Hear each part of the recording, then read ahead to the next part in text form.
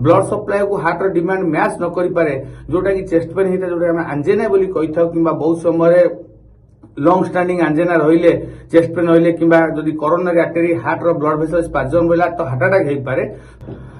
वर्तमान समय रे युवक हुंतु बुद्धवयस्क व्यक्ति हुंतु सडन हठात छाती जंत्रणा हेले चेस्ट पेन हेले समस्त डरी जाती एवं ए पर्यंत भी बहुत किछि कंट्रोवर्सी अछि जे छाती जंत्रणा किंबा छाती दरज होबा चेस्ट पेन होबा हमर गैस रिलेटेड कि एसिड रिफ्लक्स कि हार्टबर्न ना हमर हार्ट रिलेटेड किंबा आंजेना किंबा हार्ट अटैक ता नै कि बहुत किछि कंट्रोवर्सी एबे भी अछि।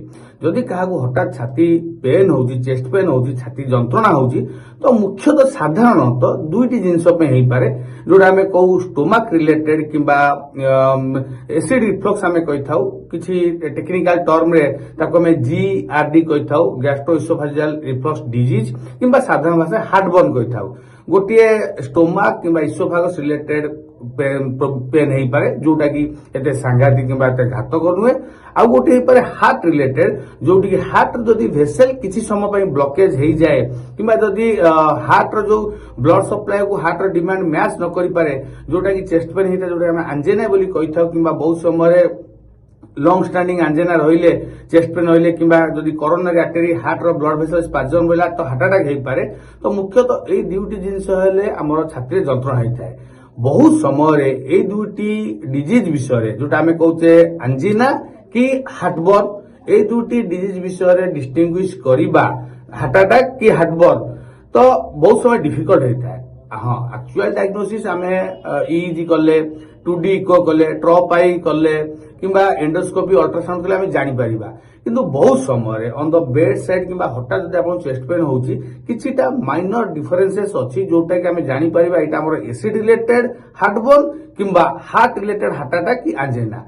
तेणु बहुत किसी डिफरेंस होची जेंति कि मु कहबी जदि आपण गोटे सिवियर हेवी मील खाइला पर आपण को चेस्ट पेन होउची तो आपण भाबिबे सेटा मे बी एसिड रिलेटेड हेई पारे किंबा गैस रिलेटेड हेई पारे ओटा कि हम हार्टबर्न बोली कहि थाउ।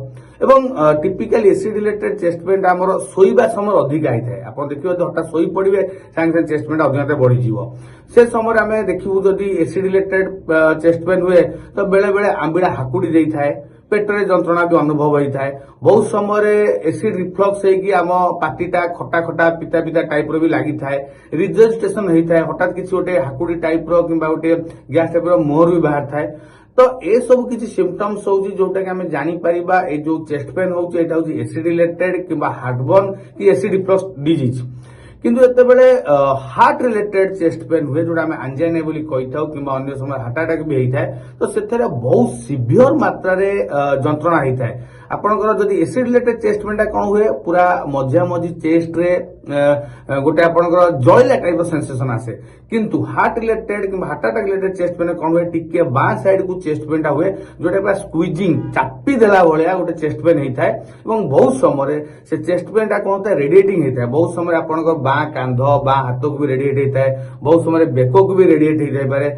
एवं हार्ट रिलेटेड चेस्ट पेन होउची बहुत समय चेस्ट पेन हवा सहित धई सई लगी थाए निश्वास नबार असुविधा होता है टिके मुंड झांके दिए मुंड बुले दे थाए। एवं जदि बहुत सिवियर मात्रा चेस्ट पेन हो जोटा कि हार्ट अटैक होता है तो बहुत समय हार्ट फेल्यूर होता है किंबा हार्ट काम करिया बंद कर दे थाई पारे बीपी डाउन हो थाई पारे पल्स भी डाउन हो पारे। तो ए सब भी अन्य सिम्पटम्स होउची।